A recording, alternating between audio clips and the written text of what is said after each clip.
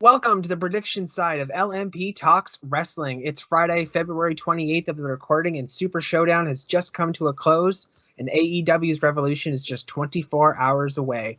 Over the next 45 minutes or so, my co-host and I, who I will be introducing shortly, will be focusing on AEW Revolution and who we think will win and what potentially might happen. So without further ado, he's back to help me smash another prediction podcast. Please help me welcome my good friend, Josh. How's it going today? Going pretty good. That's good to hear. It's going all right here. I'm super excited about Revolution. What about you? I'm really excited for this one. Yeah, the card looks stacked. Like, Oh, it's ridiculous. I heard in an interview that Cody might be comparing this to AEW's WrestleMania. I would have to agree with the state that it's in, and just all the build up to it, and all the potential things that can come from it. Yes, like I mean we have 8 matches, and I have a feeling that they'll probably chuck on a couple of whatever's on the pre-show. I mean, we already have the Dark Order on the pre-show. Oh, excuse me there. Sorry about that. No worries. But we already have the Dark Order, which is on the pre-show, but I feel with an 8-match card, I mean, 8 matches is solid. Like, you don't have to add anything else on there. But you know how wrestling companies are kind of like, hey, you know, we'll stick on something here or we'll stick on something there. Hell, they might even just record for Dark next week. So we have no idea. But whether they add matches or not, I mean, again, 8 matches is a solid card, but there's one thing that I need to talk to you about, and I'm pretty sure you know what I'm mentioning, but as exciting as Revolution is, there's one thing I feel we need to touch on, just briefly, and that's the ending of the Super Showdown. Because the internet melted last night and yesterday. It melted down. People are not happy. So before we I want to know what you think of Goldberg pinning the Fiend and taking the Universal title. I'm definitely on the boat of why. Why is the It like there was no real build up as far as I could remember, like substantially enough. It just kind of felt like it came out. There was a week worth of a build. I mean, he came on TV over a Skype thing. Oh, yeah, right. Then, you know, Bray Wyatt did something with him, and then he wasn't on for 2 weeks, and then he came on live. So he was on SmackDown technically just once, and he was on the Skype thing once, and that was it. I don't even know. That's a feud? That's a feud, exactly. And it's been brought out that the reason why it happened, and there's no doubting it, is money. Yeah. Money was the sole reason. The only thing. Yeah. And that was the main reason driving this what happened. And I get frustrated as a fan because so many people have said this over and over and over again, and I agree that you look back at wrestling 20 years ago. We had your Stone Cold, we had your Rock, and all that stuff, and then John Cena became a megastar. As you know, if people have been watching the Ruthless Aggression documentary, it's quite good. I recommend it to anybody out there. I've watched the first 3 episodes, and it's like watching my childhood again, which is fun. But at the same time, John Cena came in and he smashed that you know, megastar status. He got whether you liked him or hated him, he became what WWE needed. He was that megastar. Yep. But now we're stuck here 20 years later. And John Cena's pretty much on his way out because he only does part-time appearances now, just like, you know, other people did. And we have your full-timers like Bray Wyatt, for instance, and then you bring back a part-timer like Goldberg and defeat him. And then Goldberg's going to leave in the next month or two, probably even after Mania. And then we're back to wondering, who are we going to count on? Yes, we're trying to build up Roman Reigns. Yes, WWE sees him as a megastar. And I was completely 100% okay with Roman Reigns beating Bray Wyatt at WrestleMania. I thought that was a perfect feud there. It makes more sense in comparison to Goldberg. Yes, I mean, Goldberg's never even spoken to Bray Wyatt, I don't think. There's been no feud there ever. or even John Cena, like, and this is where I get hypocritical, but at the same time I can justify it.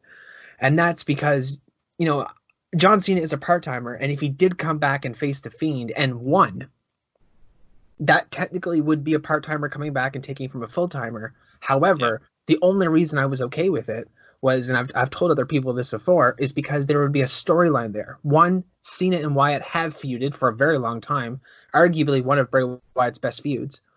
Yep. And at the same time, John Cena needs that 17th title to beat that record. Mm-hmm. So there's actually a reason for that to happen. The only reason that Goldberg happened was because of money. The fans don't win when WWE does something just for money. And you can see that. That reaction of the internet was... Yeah. Oh my God, some of the things that were being said. I couldn't get over it. Like, F you, F this, F WWE, cancel network, cancel this, they're awful, this is that. Like, I don't agree with certain bookings, but I'm certainly not going to, like, come down and rain and insult these people. Yeah. Like, I love wrestling. And I love it because it doesn't make me angry. Of course, I get critical about certain things, or I look at something going, huh? Why did they do that? What's going on here? But I'm not going to stop watching wrestling for something that they didn't do for me.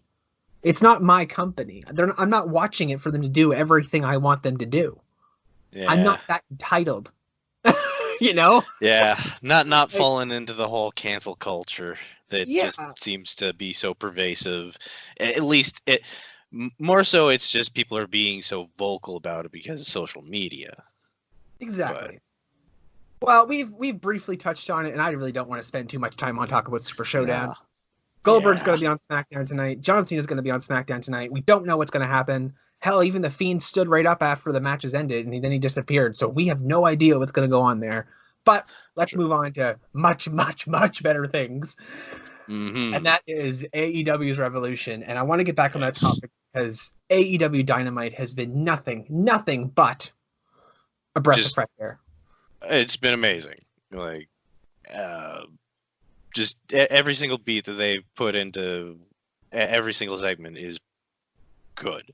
You'll hit a dip or two, but that's what you're gonna expect from something new like this. Yeah. But they're still on beat and ready to keep moving. The last 3 weeks, they have absolutely, like, it's almost felt like 2-hour mini pay-per-views. Mm-hmm. Because, I mean, you have a 30-minute Iron Man match between Kenny Omega and friggin' Pac. Like, what the hell? When I first heard that 3 weeks ago being advertised, I was like, this is free? On television? A 30-minute Iron match? And they delivered. Did they ever? Oh, yeah. That was a fantastic first ever Iron Man match. I was nervous about the steel cage. Oh, the steel cage was amazing. They made me believe again, and that's just it. And that's where I come from. And yes, AEW has, they're not going to have every segment that they do is not going to be for me. I get that. But so far, the writing has been so good. And I'm going to dive right into the first tag team match that's on the pre-show for the Revolution picks. But we have SoCal Uncensored in the Dark Order, and that's kind of what I was talking about before, is SoCal Uncensored was your very first ever AEW Tag Team Champions. And now they don't have them anymore. And now Kenny Omega and Adam Page have them. But they've continued to make you care. Just because they lost a belt, they're not being jobbed out or being forgotten about. They've become important into the story. Yep. And that's what I love so much about AEW, is that it doesn't matter who it is. There's a story there. Like, I know the women's division was a bit rocky at first. It's slowly starting to get better. I'm actually quite happy that Nyla Rose is there. And we will get up to that women's championship match. But the fact that SoCal Uncensored can lose the titles and just be just as important as if they did have the titles. I mean, maybe I'm wrong there too, but that's how I feel as a fan. I agree. And as well with the Dark Order, they did have a bit of a strong losing streak out of the gate, but it set them up to build up and break out again. And I have a feeling that that's probably going to happen. And if not this pay-per-view, more than likely the next, or if not through Dynamite, like just the regular episodes. Yeah, it's absolutely insane. Like some of the matches that we have seen, and the whole like it's just even watching it. Like a couple of weeks or 1 week we were on a boat. We were on a boat. We were watching wrestling on a boat. Like, and then we have the Bash at the Beach that makes it all like a different kind of aura around it. Like, it keeps changing things up. And again, that steel cage match, WWE blew my excitement for steel cages. They just blew them. I don't care about them anymore. Whenever a steel cage is announced, unless it's two people I really, really, really, really am like behind, I don't get behind steel cages matches. But AEW changed the rules slightly and made the cage look like a friggin' mini Hell in a Cell. And with Cody doing that backflip off on TV and with his eyes closed and how terrified he was, they're just giving it there. They're really, really trying. And that's sometimes all you need is just to try. It's like, oh, I don't really see where this is going, but I'm intrigued, I'll try. So SoCal Uncensored versus the Dark Order. Who do you got and why? Dark Order. I'm honestly thinking that this might be where they will pull some of the trigger on the Dark Order and give them a bit more of a push. Yeah, there's rumors that the Exalted One will be named on Saturday, but I don't think it will, because if it is Matt Hardy, and the world has been hoping, and Matt Hardy has been more of a troll than pretty much anybody about it, Mr. Dear Dr. RKO, friggin' Dark Order, my goodness. But his contract officially expires on the 1st of March. So he technically can't appear on the 29th if it's going to be Matt Hardy. Unless he was able to work out some sort of thing with his contract. And then also, don't you have like a 60-day can't compete anywhere else clause? Or 90 days? Like, I've heard that from various different contracts. So I'm wondering if it's the truth with Matt Hardy, then he can't show up in AEW until at least April. More than likely. There are some weird stipulations like that in contracts, but who knows for him? Yeah, he also may not even have that because he's kind of a legend deal, maybe. So yeah, he's done so much for them, and like coming back, and it's been good for him, and it's been good for them. So who knows? Yeah, who knows? But I definitely agree the Dark Order is going to win.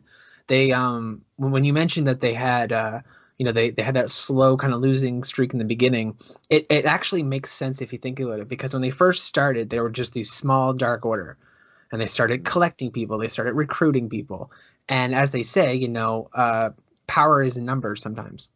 Yep. So the more numbers you have, the more power you have. So now that they're a bigger deal, they're getting more wins. They're acting like a legit kind of cult-ish kind of thing.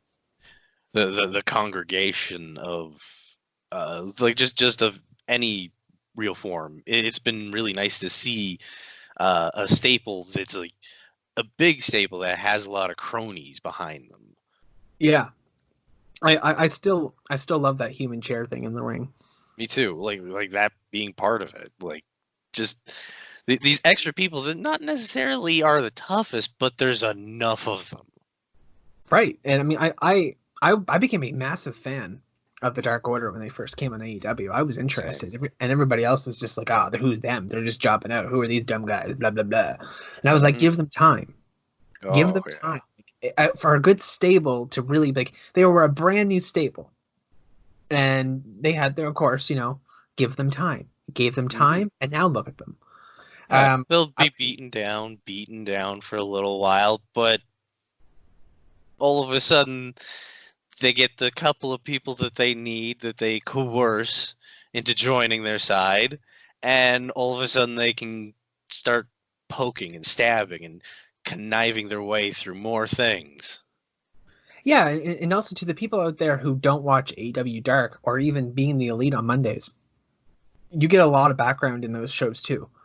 And even being the Elite, like it goes from anywhere from 20 or like from 10 to 25 minutes, whatever, every Monday. But even then, you still get background about the Dark Order. You get background about the other wrestlers. You get background on all these little things that you wouldn't think that would be on Being the Elite. And then when you tune into Dynamite, you're like, oh, I know all this little background stuff, and it's really, really rewarding. And I can't like suggest enough that people tune into AEW Dark and even Being the Elite. Dark is amazing. It was a couple of weeks ago that it was an hour and 20 minutes or an hour and 19 minutes. And I was like, that's SmackDown without commercials. Yeah, that's a full show. Yeah, exactly. And I was like, they just up on the internet, on YouTube, because why not? Yeah, for free. And, sometimes, it's dark matches sometimes, but there's a lot of goofiness into it sometimes too, and it just works. Mm-hmm. And all the wins that happen are canon. Like, if you win on Dark, that's a win. So, I mean, or if you lose on Dark, it's a loss. So the fact that they treat Dark so well, and sometimes Dark has only been a half hour, and I'm like, oh, okay, well, that was a quick show, whatever. It's just enjoyable. I made that joke though a couple of weeks ago though. I looked at AEW and I was like, that's as long as SmackDown without commercials. I'm just gonna watch SmackDown tonight. Like, not SmackDown, but Dark, but on a Tuesday. Yeah. But yeah, it's like almost a 2-hour wrestling show without commercials. So it's crazy. All right, we'll move on to the next match, and we're gonna build up the card. We're gonna save the championship match for the end because that's the build of that is amazing. But right now we have Pac versus Orange Cassidy, which I did not expect to happen. Me either. Like to hear Cassidy being announced in a match on his own as like, I'm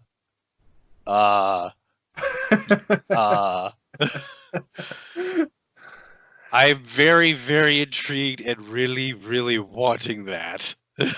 I don't know why, but it just, yes. I didn't even know I wanted it until it was announced. Like, me too. It wasn't even announced on the card, and all of a sudden, oh yeah, it's going to be Pac versus Orange Cassidy. What? Like, and the crowd's reaction of like them saying the best friend saying that he's going to try, and then everybody saying don't try. The chance for it is just like, and then his, of course, thumbs up. I'm telling you, I don't even care. I tell the whole world, Orange Cassidy is now my spirit animal. If he's other people's spirit animal, that's fine. I don't give a crap. I don't give a hoot. I started watching him, and I get such a rise out of him. Whether it's on Dark, whether it's on Being the Elite, whether it's on Dynamite, that man cracks me up, and they hit gold with that character. Mm-hmm. He is so over. Like absolutely. Like unbelievably over. And for being somebody who's quote unquote not trying. Yeah, not trying. And the guy can move too. Like he can actually. Oh run. Yeah. So I mean, a lot of people are going to see that for the very first time, myself included. I've never actually seen Orange Cassidy break out, but I know what I've been told what he's capable of. So I don't doubt it for an instance. Now the thing is, Pac is probably most likely going to win. Yeah, but I'm okay. I've made this rule now. So from everybody in the future who tunes into these prediction shows, excuse me, I don't care. I am forever voting for Orange Cassidy. I don't care if he's against Kenny Omega. I don't care if he's against Pac. I don't care if he's against Adam. It doesn't matter who he's against. He could be against 10 people. Mm-hmm. And I'd still vote for Orange Cassidy because that man cracks me so up. So I'm taking one for the team, and I don't care if I even get it wrong. I'm right beside you on that. I can't say no to Orange Cassidy either. Pac is more than likely going to end up rolling over him in some way, shape, or form. Oh yeah. But it's Orange Cassidy all the way. Oh my goodness, yes, of course. And again, I have to always vote for him because he brings me that much joy. And for all we'll know, he'll just crush Pac. because Pac is just going to try to like roll into him, and Cassidy's just gonna just lazily move around him, and it's just like the drunken man technique. He's the lazy wanderer, something like that. Yeah. I'm very, very intrigued with what's gonna happen tomorrow night on Revolution. Me too. All right, well, we're moving into the next singles match. Up the card we go, and that's Darby Allin versus Sammy Guevara. Who do you got and why? I just double check on who I said. Darby. Darby. Yeah, I'm thinking Darby's got Sammy is spooked enough that he's gonna be in his head for this. Okay.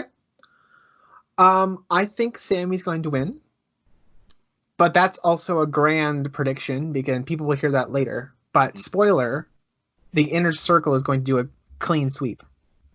I could see that too.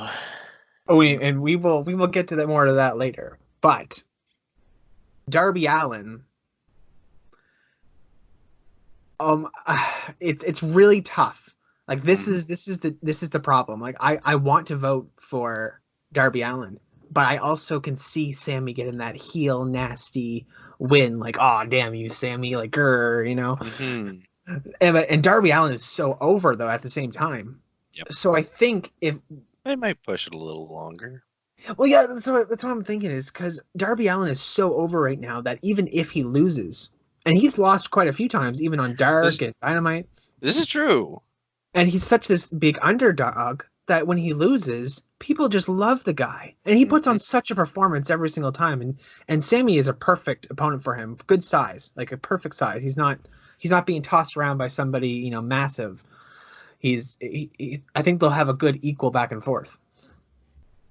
I mean, the match should be really, really good, but I have to say Sammy because of the full, you know, the clean sweep Inner Circle may do. Mm-hmm. But either way, though, it'll be a good match. I will not just be disappointed at all. Oh, no. Not in one bit. So you're going Darby and I'm going Sammy. All right. Well, that's our first difference. So far we have both of us are saying the Dark Order. Both of us are saying Orange Cassidy. And then you're saying Darby and I'm saying Sammy. Mm-hmm. All right. Next singles match. Jake Hager versus Dustin Rhodes. Oh, it's Jake all the way on that one. I love Dustin, but I think when Jake is actually going to be in his first match, he's just going to be crushing Dustin pretty much through the whole thing. Dustin will obviously get in a good amount of offense, but I wouldn't be too surprised to see this with Dustin just gushing blood again because Hager's just been railing on him. I agree. We seem to both be agreeing with Jake Hager. I mean, of course, I said the Inner Circle full sweep thing, but I think Jake Hager is just the right pick for this because how this feud has gone. Like, yes, Dustin Rhodes wants his revenge. Jake Hager has been an absolute, you know, menace. Oh, he's been terrible, but he hasn't said a goddamn word. And the words that anything he's talked about has been in regards to somebody else. Exactly, and they were always talking about how he's undefeated. He's undefeated in MMA, blah, blah, blah, blah. He's undefeated. Mm-hmm. So, I mean, Dustin Rhodes is good at that. He's good at making himself bleed and selling it, being really good. And again, I love AEW for using Dustin Rhodes' potential. Because the fact that he can go like this at his age, we didn't even know he could do this for years. From a WWE's point of view, we had no idea that he was still capable of all this. That should be a crime. God, like Dustin Rhodes has been there for like decades, and at no point did he even have a talk with anybody there and be like, "Hey, can you take me to the Performance Center and I can show you what I'm capable of?" Yeah. Like anything. But it's again night and day. But that's a different conversation for a different day. Mm-hmm. But yeah, Jake Hager definitely going to win. But I'm sure it'll be good. So moving on to the next singles match, we're both agreeing with Jake Hager. MJF versus Cody. I've got Cody on this one, but from what you've said, I'm wagering you're going to say MJF. No, I'm actually not saying MJF. No. You see MJF on his own then? Oh, I do. I don't see MJF as being part of the Inner Circle at all. Well, fair enough. He's never there when Chris Jericho calls him out, and he's never part of it. He's never once worn a T-shirt. So yeah, that's true. Until he gets that T-shirt on. But I do not see him part of the Inner Circle. But I'm also with you. I do see Cody winning, but they do have this feud has been so hot that they actually have enough to make MJF win and to have Cody continually chase that win to get that revenge. Yeah. And I don't want to say that because for me as a fan, I'm pretty good with this feud. I'm pretty good at Cody winning here and having MJF move on to other things. Yep. Personally, but I can see it from a potential point of view that I'm not going to be crazy disappointed if Cody loses because it's just going to be even a bigger build to him winning. Oh, yeah. And Cody has been knocking that out in spades. Like, he is so over. Cody has gotten himself over more than anything. And again, same situation with Dustin Rhodes earlier, but leaving WWE, and it's like night and day. But yeah, I definitely feel that Cody is finally gonna get his just desserts, because the fact that he went out there on live television and got lashed 10 times, when I first heard that, and I spoke about this on my previous episodes, but they made me care. They legit made me care. Like, I knew he was going to get whipped. I've seen people get whipped in wrestling matches before.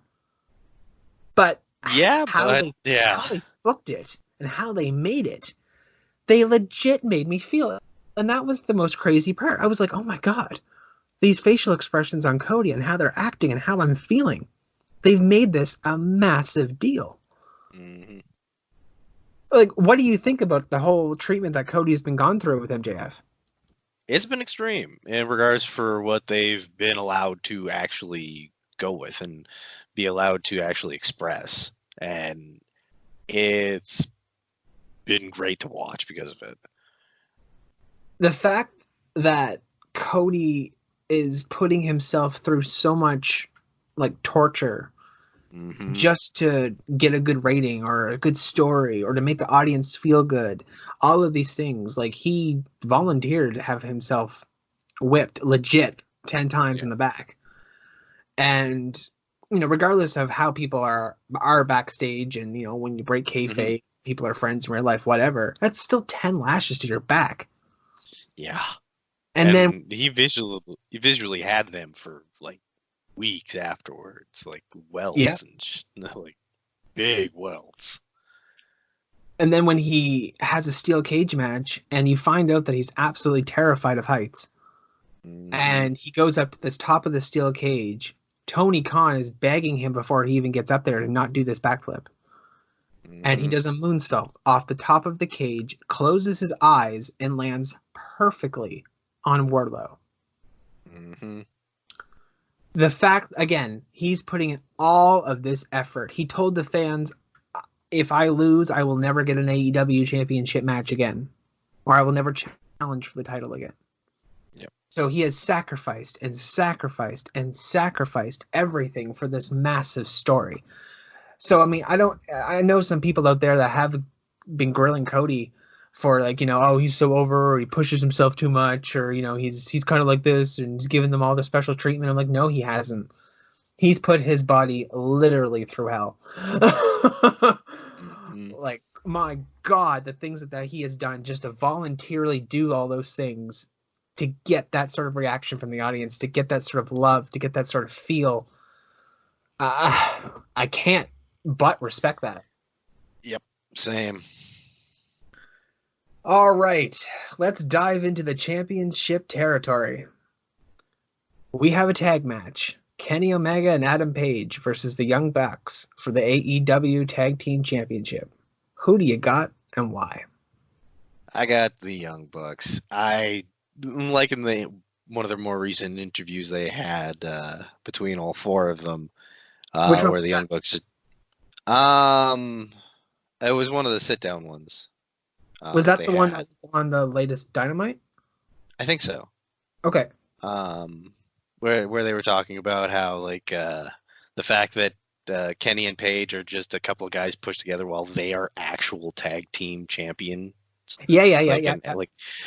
And all that. And I really think that they're just gonna the Young Bucks are just gonna come at these two and just obliterate them both. Like, they're not going to give them an inch, and they're going to just rip the championships off of them.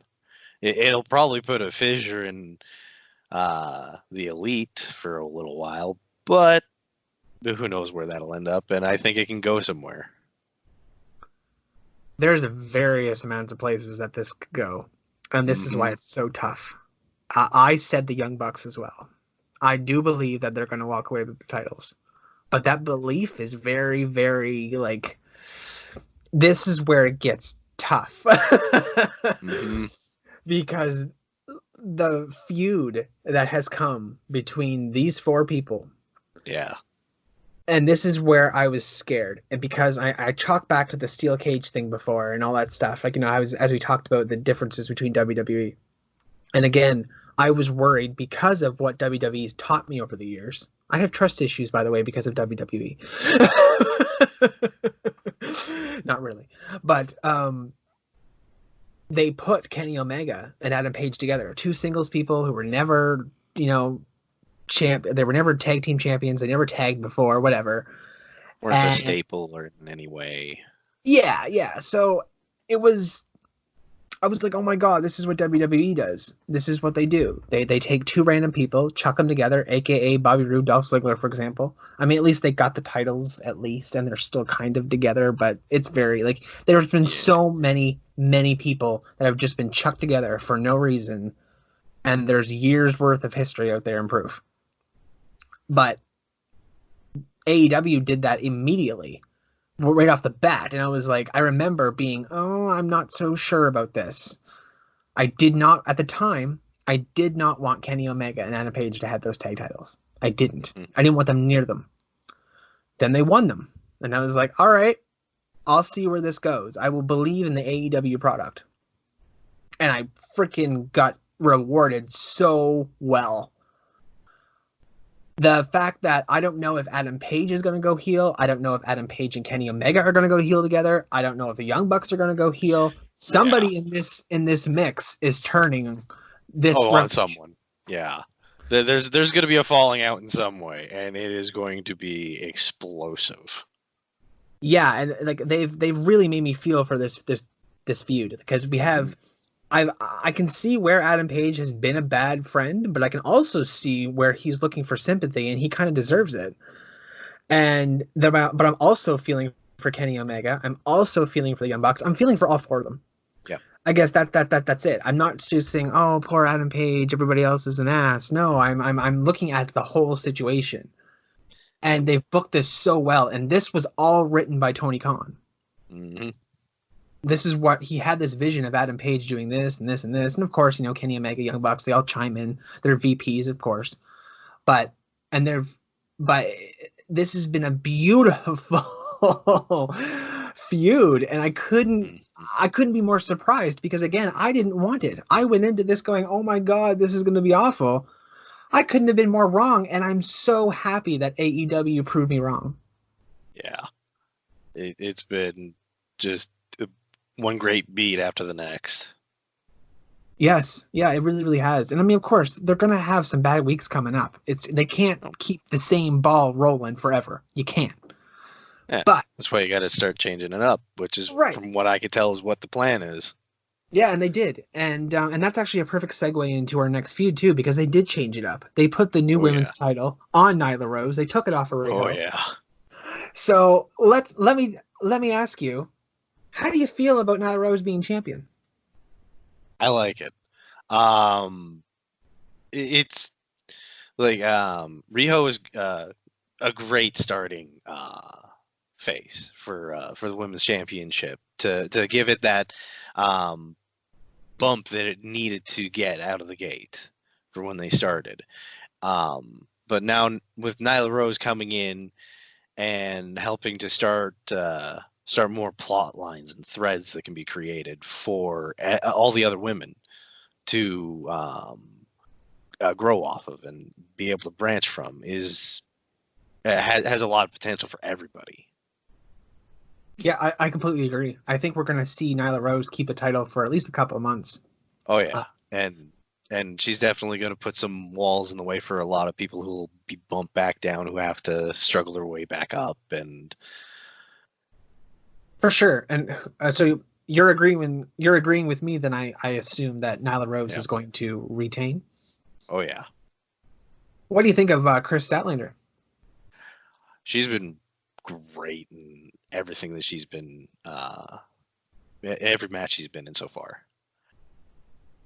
Yeah, I really enjoy the whole alien gimmick thing. It's kind of crazy that she was in WWE for such a short time. Mm-hmm. In NXT, I believe, and they rarely used her, and she didn't. I read something about it didn't work out very well there or something like that, and now look at her in AEW.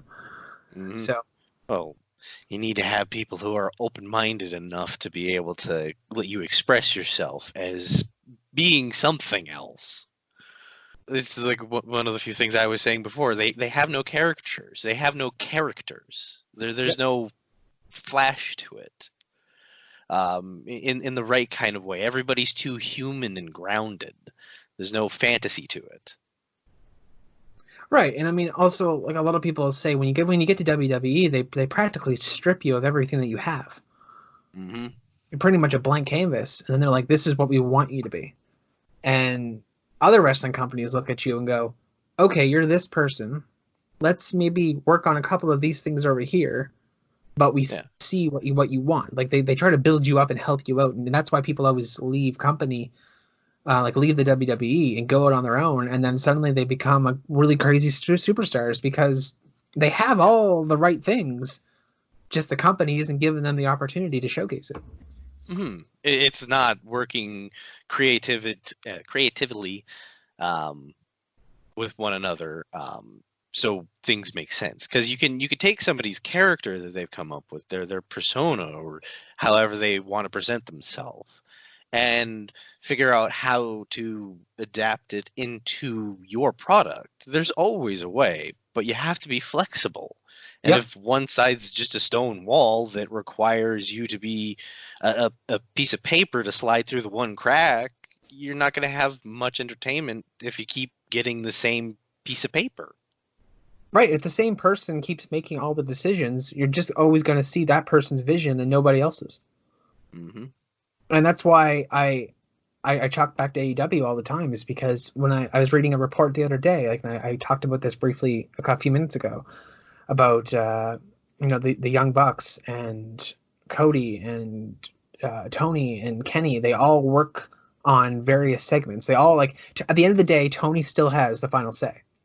Yep. But he takes all of these ideas and listens to his talent. Of course, his talent aren't running the show. They're not doing whatever they please. And I don't ever want to, assume or say that they are, because they're not.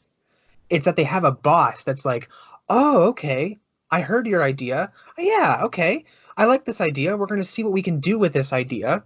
We're going to add to this, maybe take this part away from the idea. But your initial idea, it's important, and we're going to build around it. We're going to see what we can do with it. Not just it just the right way. Yeah, just a reshaping of certain aspects of it, like not changing the whole of it, just changing the flow of it. Yeah, and that's why the tag team scene is so crazy and good in AEW, is because the Young Bucks are in charge. Yeah, they run two people who have. It's like they've been doing this for so long. They are professionals, just in the concept and flow of tag team booking, I would say, more so, and even into wrestling itself. But into the wrestling portion of it, it's definitely each person is great at whatever style they're in, whereas the booking of it is a very unique talent. Yeah, it's all about relating with your audience and kind of feeling what, you're trying to get something across. You want the people that you're trying to get that across to understand what you're doing. Mm-hmm. And I feel a lot of times in WWE that what I'm trying to do is completely lost on the fans, or the fans feel and they can smell it a mile away. Like, that's why so many people, and I got upset with what happened yesterday with Goldberg and the Fiend and everything, was because they couldn't understand the reason why this happened. And when you take all that understanding out the window and you realize all the reports that came in, it was because of money. And if you're operating with just looking for money on how to make your business succeed, you need money. Yes, but you also need the fans' approval. Without the fans, WWE would be nothing. Zero. Zilch. You cannot have a company without clients, without an audience, without anybody. You can't even be a doctor without having patients. You can go around and you can go around waving to everybody that you have a PhD, but with no patients, you're not going to do anything, right? So you need to have a clientele that trusts you and both back and forth. Yep. And there's been a lot of times where that has just been completely chucked at the window for money. And I mean, one person that has talked to many times about that, and we'll just use that to segue right into our last match of the night. AEW Championship between Chris Jericho and Jon Moxley. These two have both been very vocal about what we just spoke about. Who do you got and why? I got Jon, mainly because I have a strong feeling that he's going to have a